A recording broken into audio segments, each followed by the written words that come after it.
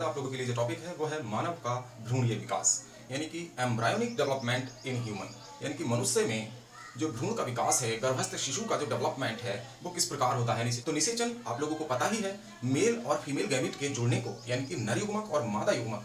नर युग्मक मानव में शुक्राणु होता है स्पर्म, और मादा युग्मक मानव में ओवम होता है जिसे अंडाणु कहते हैं। तो शुक्राणु और अंडाणुओं के जुड़ने को और जुड़ने से जाइगोट बनता है। तो इस प्रोसेस को हम क्या कहते हैं, निषेचन या फर्टिलाइजेशन कहते हैं। और ये जो फर्टिलाइजेशन प्रक्रिया है ये किसमें होती है, फैलोपियन ट्यूब में होती है। निषेचन के बाद जब जाइगोट बन जाता है मेल और फीमेल गैमीट से, तो इस जाइगोट का जो डेवलपमेंट है वो किसमें होता है, एम्ब्रायो में होता है। यहाँ देखिए मेल गैमीट और फीमेल गैमीट ने जुड़कर जाइगोट बनाया और जाइगोट का डेवलपमेंट किसमें हो गया, एम्ब्रायो में। यानी कि जाइगोट का विभाजन द्वारा विभिन्न प्रकार के रैपिडली डिवीजन होते हैं, इससे ये भ्रूण में विकसित हो जाता है जाइगोट। यानी कि जाइगोट से भ्रूण यानी एम्ब्रायो बनने तक की जो प्रोसेस है उसे हम एम्ब्रायोजेनेसिस या एम्ब्रायोनिक डेवलपमेंट या भ्रूणीय परिवर्तन के नाम से जानते हैं। अर्थात जाइगोट से भ्रूण बनने तक की प्रक्रिया को हम भ्रूणीय परिवर्तन या एम्ब्रायोजेनेसिस कहते हैं। अब देखिए फर्टिलाइजेशन के बाद जो परिवर्तन होते हैं, अगर ये जो जाइगोट जो बना फर्टिलाइजेशन के बाद, और ये कहाँ बनता है, देखिए ओवरी से जब एग रिलीज होगा तो फैलोपियन ट्यूब में यहाँ पर फर्टिलाइजेशन होगा फैलोपियन ट्यूब में, और जाइगोट बनेगा। और जाइगोट यूटेरस में आते आते 4 से 6 दिन का समय लग जाता है, गर्भाशय में आते आते इसको। तो जब जाइगोट 10 सप्ताह का होता है तो इसको हम एम्ब्रायो या भ्रूण कहते हैं। और 10 सप्ताह से जन्म तक का जो भ्रूण है, जो पेट में गर्भस्थ शिशु है, उसको हम फीटस कहते हैं। और जब बच्चे का जन्म हो जाता है तो जन्म से 1 साल तक के बच्चे को हम इन्फेंट या शिशु कहते हैं बायोलॉजी की भाषा में।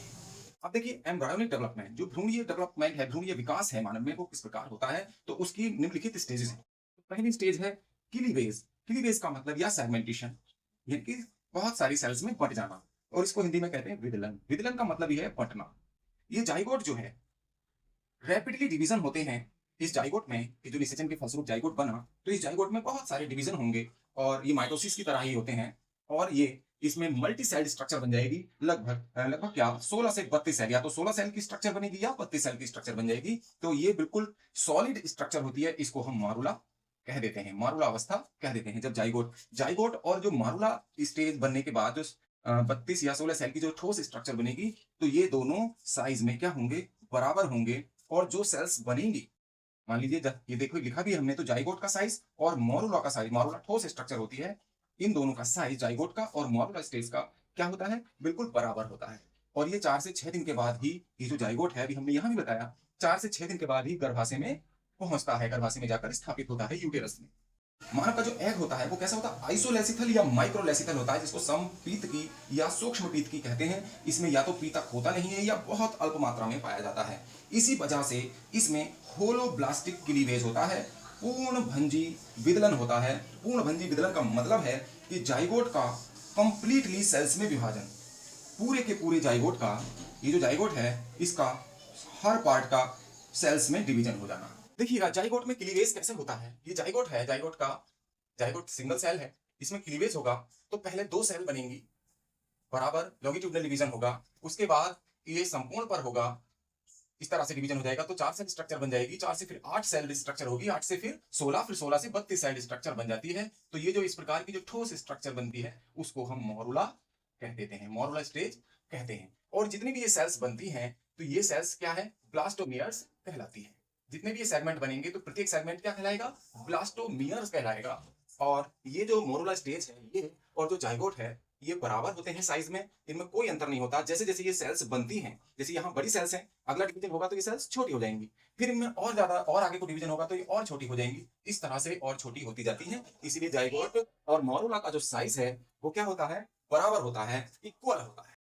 फिर देखिए मारुला स्टेज में, जो मारुला स्टेज है ये सॉलिड स्ट्रक्चर बनी, तो इसमें 2 प्रकार के, पहले तो इसके बाहर की जो लेयर होगी इसको हम एल्बुमिनस लेयर कह देते हैं, और जो दूसरी लेयर है इसको हम जोना पेल्यूसिडा के नाम से जानते हैं। अब इसमें ये जो 32 सेल यानी 32 सेल स्ट्रक्चर बना मारुला, तो इसमें जो बाहर की जो लेयर है, बाहर की जो सेल्स हैं, आउटर मास सेल्स जिन्हें कहेंगे, ये तो ट्रोफोब्लास्ट लेयर बनाती है। ट्रोफोब्लास्ट लेयर बाद में प्लासेंटा बनाता है। उसके बाद ये प्लासेंटा बनाता है जिसे हम अपरा कहते हैं। प्लासेंटा क्या काम करता है, ये मां का, ये जो प्लासेंटा के द्वारा जो भ्रूण है गर्भस्थ शिशु में जो पल रहा है, तो प्लासेंटा के द्वारा ही पोषण प्राप्त करता है, मां के रक्त से पोषण, न्यूट्रिशन और ऑक्सीजन प्राप्त करता है। अब देखिए जो इनर मास सेल है, इनर मास सेल किसमें बढ़ जाएगी, एम्ब्रायो के डिफरेंट ऑर्गन्स बनाती है। जो इनर मास है, जो अंदर की ये जो कोशिकाएं हैं, इनर मास सेल कहेंगे ट्रोफोब्लास्ट की, तो ये एम्ब्रायो के विभिन्न अंग बनाती है। अब देखिएगा उसके बाद क्या होता है, जब ये थोड़ा सा और डेवलपमेंट होगा तो जो हमने बताया आउटर मास सेल से क्या बन गया, ये ट्रोफोब्लास्ट लेयर बन गई है, जो बाद में ट्रोफो एक्टोडर्म बनाती है। ट्रोफोब्लास्ट की लेयर बन गई, और ये ट्रोफोब्लास्ट की जो लेयर है, ये यूटेरस की जो म्यूकस मेम्ब्रेन है, श्लेष्मी झिल्ली है, उससे स्रावित एक लिक्विड होता है, उसको एब्जॉर्ब करती रहती है ये ट्रोफोब्लास्ट लेयर। और जो एब्जॉर्ब करेगी तो वो लिक्विड कहाँ एकत्र हो जाता है, इनर मास सेल्स और ट्रोफोब्लास्ट के बीच में ये लिक्विड एकत्र होता रहता है।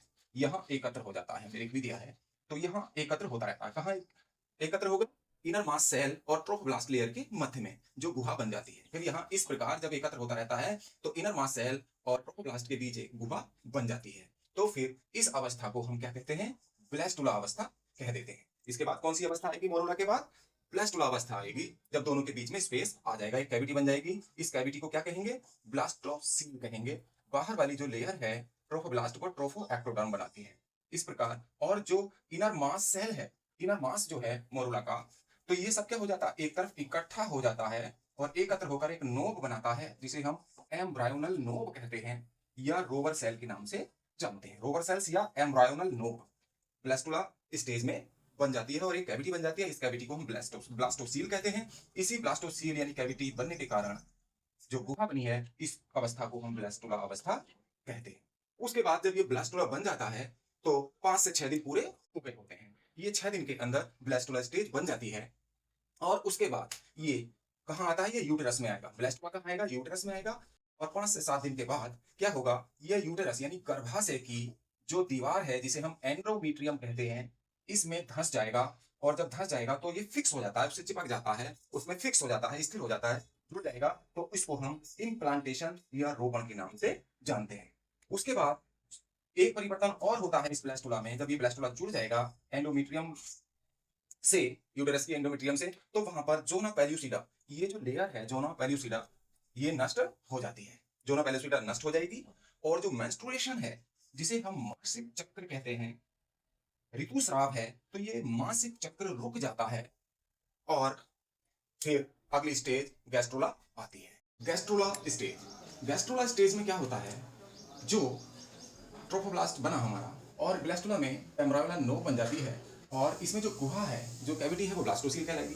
तो इसकी जो एम्ब्रायोनल नोब यानी जिनको रोवर सेल्स कहते हैं, ये 3 प्रकार की लेयर्स में बट जाएगी। 3 प्रकार की लेयर बनाएगी, पहली एक्टोडर्म, दूसरी मेसोडर्म और तीसरी एंडोडर्म। ये जो तीनों जो लेयर हैं, जो एम्ब्रायोनल नोब, जो भ्रूणीय घुंडी बना रही है, भ्रूणीय घुंडी भी कह देते हैं इसको, तो ये तीनों लेयर्स जो हैं, एक्टोडर्म, मेसोडर्म और एंडोडर्म, ये 5 वीक तक बन जाती हैं। 5वें सप्ताह तक ये तीनों लेयर्स जो हैं जनन स्तर बन जाते हैं। इसके बाद क्या होता है, जब 3 स्तर इसमें बन जाएंगे तो इस अवस्था को हम गैस्ट्रोला कहते हैं। और अब देखिए गैस्ट्रोला कैसे निर्माण होता है। ये जो एम्ब्रायोनल नोब है, एम्ब्रायोनल नोब जो भ्रूणीय घुंडी है, ये क्या है, लंबाई में बढ़ जाती है और लंबाई में देखिए बढ़ गई और फैल जाती है। तो लंबाई में बढ़ने से 2 स्तर बनाती है। एक तो स्तर ये बनाया जिसको हम एपिब्लास्ट कहेंगे, और नीचे का एक स्तर है अधो स्तर जो बेसमेंट में बना रही है, इसको हाइपोब्लास्ट कहते हैं। तो एपिब्लास्ट से तो एक्टोडर्म और मेसोडर्म बन जाते हैं, यानी कि बाहरी परत और मध्य परत, और हाइपोब्लास्ट से एंडोस्पर्म यानी कि आंतरिक परत बन जाती है। इस प्रकार ये और ज्यादा डेवलप होकर क्या होगा, और डेवलपमेंट होगा इसका ब्लास्टुला। फिर डेवलप होकर क्या बनाता है, 3 तो स्तर बनाएगा, एक्टोडर्म, मेसोडर्म और एंडोडर्म, 3 लेयर्स बना ली। और इसमें एक कैविटी और बन जाती है जिसको हम एमनियोटिक कैविटी कहते हैं, और इसमें एमनियोटिक फ्लूइड भरा रहता है। अब ये जो तीनों स्तर बने, एक्टोडर्म, मेसोडर्म और एंडोडर्म, तो एक्टोडर्म किन किन चीजों में परिवर्तित हो जाता है। देखिए एक्टोडर्म से त्वचा की एपिडर्मिस बन जाती है, स्किन की एपिडर्मिस। एक्टोडर्म से जिन जिन चीजों का भ्रूणीय जो स्तर बने, एक्टोडर्म, मेसोडर्म और एंडोडर्म, इन्हीं से शरीर के विभिन्न अंग बनते हैं भ्रूण में। तो इसमें देखिए एक्टोडर्म से नेल्स बनेंगे, नाखून बनेंगे, नर्वस सिस्टम बनेगा, तंत्रिका तंत्र, सैलिवरी ग्लैंड्स यानी कि लार ग्रंथियां, नेत्र बनेंगे, और इंटरनल ईयर्स और अंतःकरण बन जाते हैं। मेसोडर्म से स्किन की डर्मिस बनती है, यानी कि एपिडर्मिस के ठीक नीचे वाला भाग जो त्वचा में पाया जाता है उसको डर्मिस कहते हैं।